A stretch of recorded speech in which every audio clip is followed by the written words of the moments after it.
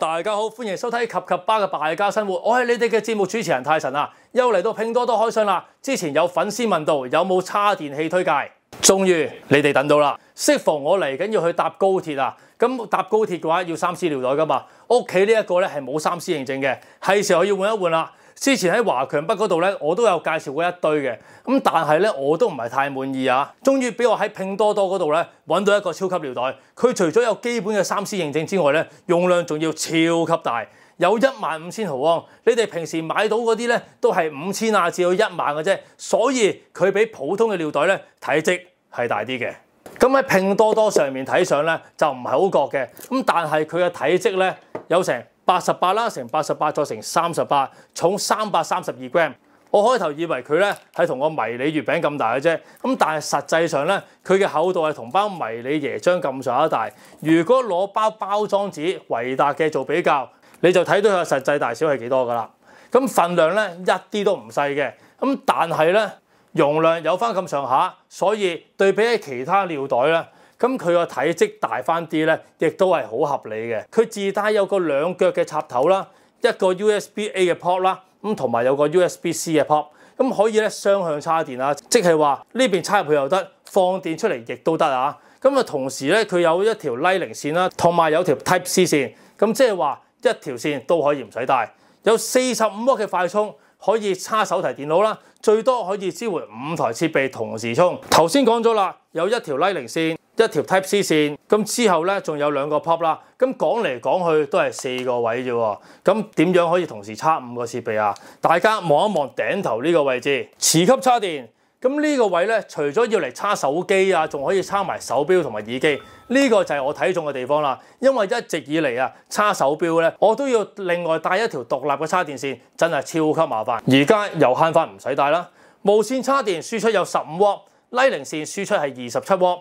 咁 Type C 輸出咧，亦都有45W 啊。磁吸叉電叉手機係15W， 叉耳機係5W， 叉手錶係2.5W。有 NTC 系統智能控溫，實時散熱降溫，快叉都唔會發燙啊！一隻手可以掌握晒。另外仲配咗條手繩啊，掛喺手上面都非常方便。除此之外，方便嘅仲有內置嘅手機支架，最適合我一個人出去做嘢嘅時候咧，一邊食住嘢，一邊叉電同埋一邊睇劇。睇翻數據，如果叉 iPhone 16 Pro Max 嘅話咧，可以叉到1.8次。咁呢條數我就諗嚟諗去都諗唔明嘅。咁其實 iPhone 16 Pro Max 嘅電池容量咧，好似係4700左右啦。咁你有15000毫安，計嚟計去都唔止1.8次喎。咁我抱住好學嘅精神走去問客服啦，原來要計埋充電寶嘅額定轉化率。佢講完我都唔知佢講乜嘢，所以大家都係就咁睇數據算啦，得個知字算啦。如果有呢一方面嘅專家，不妨喺下面留言解釋下。蘋果、華為、小米全部都叉到，連 Switch 嘅遊戲機一樣得啊！最值得一提嘅，佢可以一邊輸入同埋同時輸出，邊叉邊用。以後去旅行出差，淨係帶呢一個尿袋就得啦，唔使又叉電器啊，另外又帶多個尿袋，非常方便，連線都唔使帶啊！呢個尿袋288蚊人仔。咁呢個尿袋都唔係冇缺點嘅。測試後發現啊，佢叉手提電腦嘅話，只可以用佢原本嘅 Type C 線。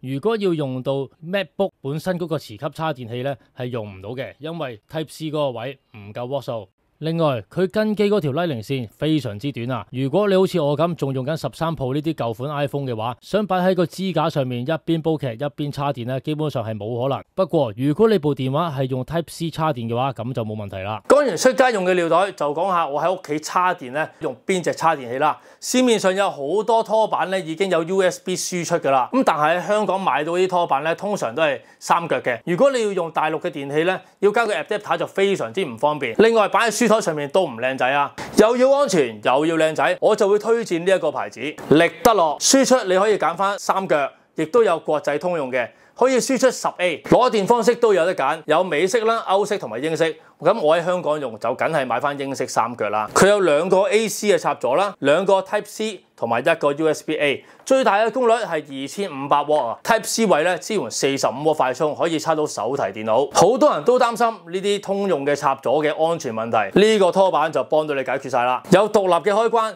AC 插座咧都有安全門啊，咁就唔使怕小朋友唔小心插隻手指落去啦。電源線夠晒粗啊，仲有過載保護。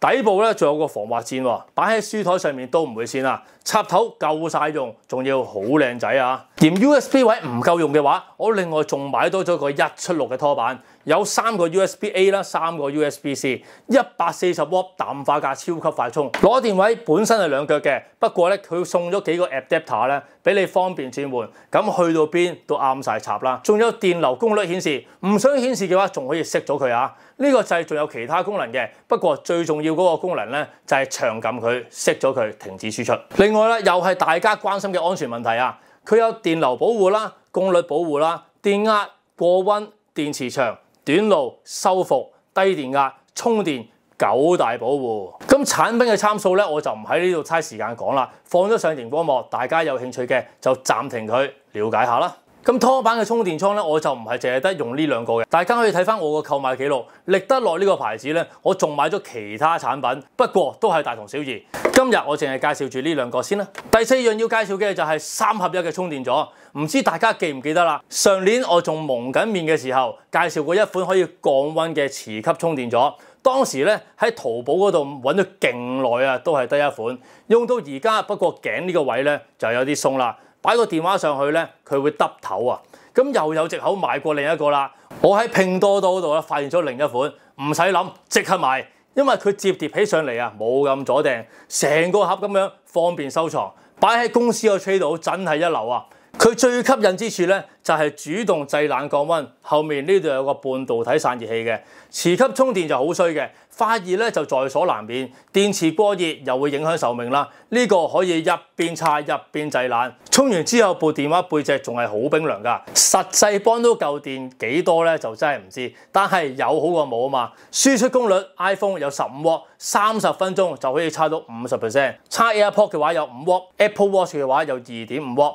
單獨供電3樣嘢一齊叉都唔會受到影響，同時佢亦都係一個支架。平時大家一邊叉電一邊睇劇嘅話，夠電就一定發熱㗎啦。而家有埋呢個半導體製冷降溫，完美可以解決到呢個問題。